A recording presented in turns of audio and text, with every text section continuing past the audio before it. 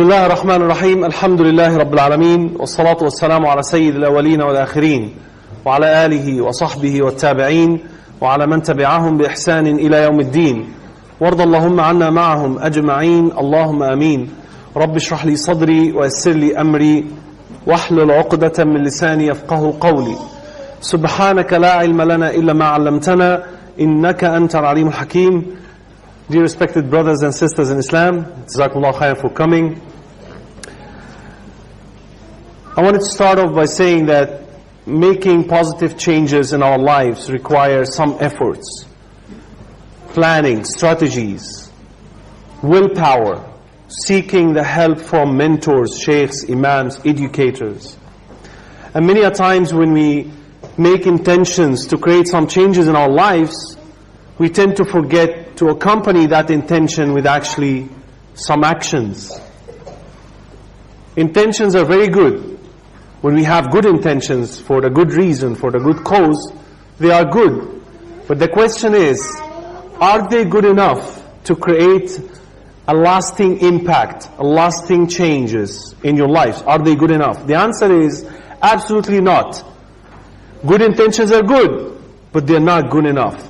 The Prophet Muhammad sallallahu alaihi wasallam, he mentioned in one of the most beautiful narrations actually, he said that if anyone intends to do or to perform a good deed, but he didn't perform it, Allah subhanahu wa ta'ala will write it down as one single good deed. But if he intend to perform an action and he did perform it, then Allah subhanahu wa ta'ala will multiply that by 700 times, up to many more folds. So good intentions are good, but when they are accompanied by good actions, they are much more better. I was coming to Islam from the dark side in my life, and I was struggling. I wanted to create that change, and it was very difficult. And I have noticed that every time I will read a book, a quote, or listen to a lecture, I will get motivated, inspired, and I will be eager to implement the teachings that I have learned from that book or that lecture and so on. But I found out also that motivations alone are not enough. And to make you remember, inshallah, these qualities and attitudes that I just prepared for you, I'll be linking each of these qualities, inshallah, to the letters that spell the word strive. Is that okay? Is that okay, brothers and sisters? So I have 6 points for you. Each will be, inshallah, beginning with the letters of the word strive. So coming to the first letter, S, right? S stands for seriousness.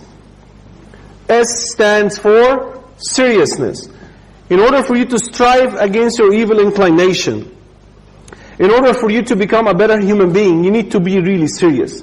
You need to take a decision that from now on, no joking anymore. I need to take things seriously, and I need to sweat, and I need to do what it takes to become a better human being. I always look at the life of the companions of the Prophet Muhammad sallallahu alaihi wasallam and how serious they were, and how they used to follow the Prophet ﷺ to the letter, despite the fact that they were giving good news of Jannah while they were alive. Some of them, the Prophet ﷺ mentioned them by name. Abu Bakr, you are in Jannah. Umar, you are in Jannah. Uthman, you are in Jannah. And so on. You know the name of the 10 people who were granted Jannah during their lifetimes, yet they did not sit back and relax and rely on that fact. In fact, these good news that the Prophet ﷺ had given them were that drive force that makes them even excel in acts of worship and manners. So seriousness. So the next letter is T. T for today. So seriousness, today. Today means don't ever say that you're going to repent later or delay your decision for later. If you wanted to change, my brothers and sisters, if you want an everlasting changes in your life, start now and today. Don't wait. Wallahi, tasweef at-tawbah, or delaying your repentance is very dangerous. You never know when are you going to die, do you? We keep on saying later, maybe later. Maybe I'll quit smoking later, inshallah. Inshallah. And we use inshallah as if, inshallah has got so many meanings, right? Are you coming to this lecture, brother? Inshallah. You don't know. You don't have any intentions. We are misusing the words. And many of our non-Muslim friends and bosses and neighbors, when they hear now from us the word inshallah, they don't take us seriously.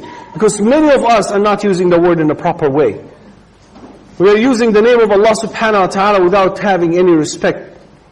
And this is something really we need to reflect and we need to think about. If you're coming to the lecture and someone told you, are you coming? You have to take a decision first. You have to be 100% sure that you're coming. Only then you say inshallah. So, what was point number 1? Anyone remembers? Anyone making notes? Sisters, mashallah, many sisters are making notes. Brothers are, they have that brain of Al-Bukhari. Yeah, they don't need notes. Number 3, repent. Repent from what you have done in the past. Letter R now.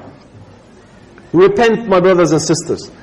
The Prophet ﷺ said, "O Muslims, O people, repent to Allah subhanahu wa ta'ala. For the Prophet ﷺ, I seek forgiveness from Allah and I repent to Him 100 times every single day." In one narration 70 times, another narration 100 times a day.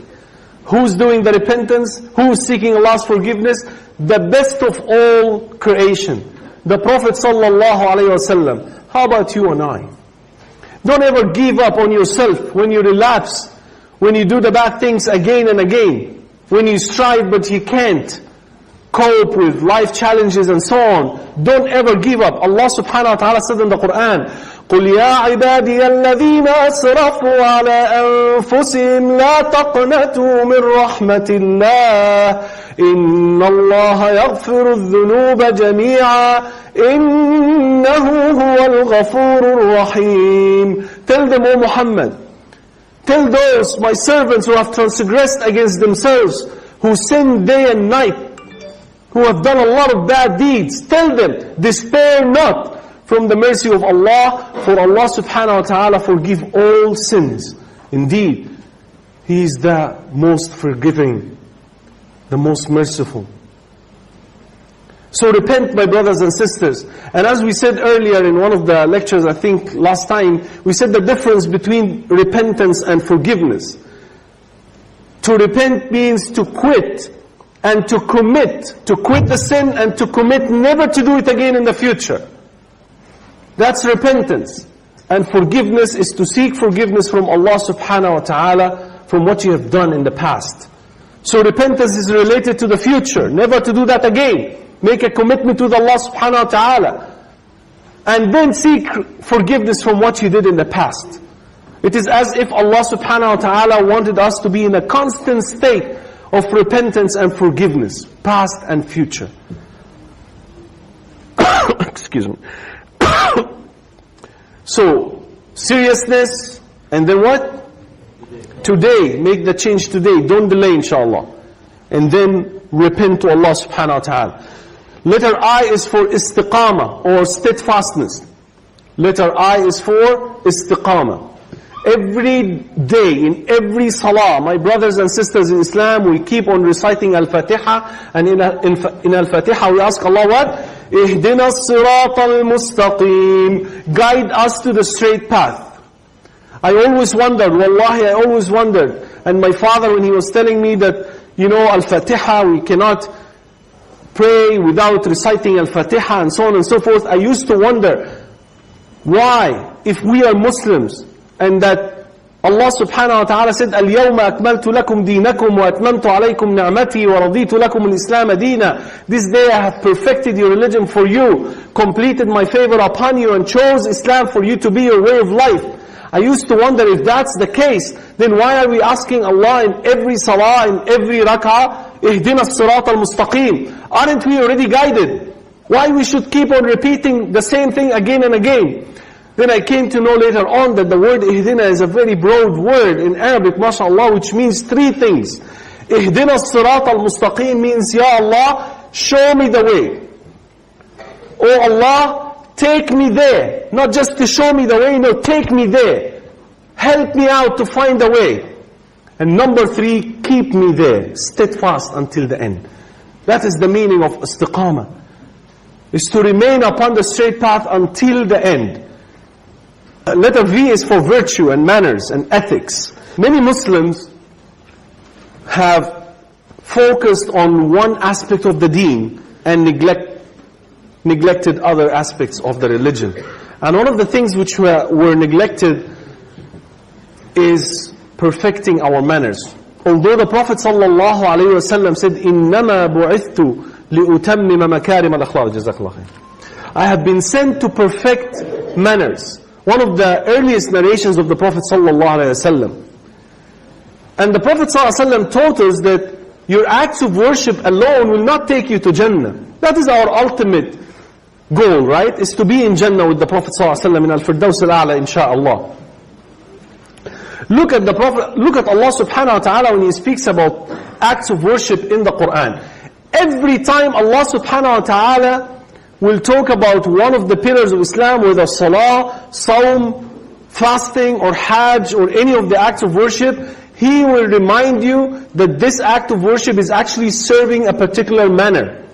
So when He talks about salah, for example, He say, إِنَّ الصَّلَاةَ تَنْهَا عَنِ الْفَحْشَاءِ وَالْمُنْكَرِ. Salah, the 5 daily salah, my brothers and sisters, that you're performing day and night, the main purpose of them is what? Is to prevent you from committing shameful activities and illegal acts. That's the purpose of salah.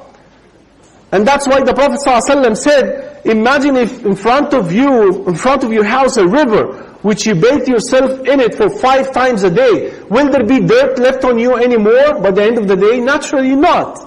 That is the purpose of salah, to cleanse you from your sins spiritually. That is the purpose of salah, is to prevent you from committing these illegal acts. Allah subhanahu wa ta'ala, when He talks about charity in the Quran, He says, take from the wealth portion to give to the poor. Why? So that you can purify them with it. So the purpose of zakah is to purify you, my brothers and sisters. Is to teach you how to be merciful, generous. Every act of worship was imposed upon us to make us a better human being. So, the last point, last letter is E, and that is for emulate. Emulate the Prophet sallallahu alaihi wasallam. That is one of the most important points if you wanted to create changes in your life. To live according to the lifestyle of your beloved Prophet Muhammad sallallahu alaihi wasallam. If you love Allah, obey Allah subhanahu. Show me an action that will prove that you really love Allah. Show me an action that you really will prove that you love the Prophet sallallahu alaihi wasallam. Emulate the Prophet. The Prophet sallallahu alaihi wasallam, in one of the narrations, he said, "Alaykum bisunnati wa sunnati al-khulafa al-mahdiyyin min ba'di." Stick to my sunnah and the sunnah of my, the rightly guided caliphs who will come after me. Addu alayha bin nawajid. Literally he said, bite on it with your molar teeth. Don't let go of the sunnah of the Prophet sallallahu alaihi wasallam. Imitate him, emulate him, read his biography. I always say in my lectures that the biography of the Prophet sallallahu alaihi wasallam, his life have changed my life. It offers me the guidance that I needed. Look at Umar ibn Khattab radiallahu anhu arda, walking nearby the Kaaba, and he looked at the black stone and he started talking to the black stone. Telling to the black stone, I know that you're a stone, you can't harm nor benefit anyone. But had I not seen the Prophet ﷺ kissing you, I would have never kissed you. Allahu Akbar. Allahu Akbar. They used to perform their actions based on how the Prophet ﷺ used to live his life. Excuse me. This is it, my brothers and sisters in Islam. I will leave the rest for my Shaykh, Brother Waaz, inshallah, to continue. But to sum up, if you want to create changes in your life, motivations alone are not enough. Intentions, good intentions alone are not enough. You have to accompany that by actions. You have to force yourself, literally, to do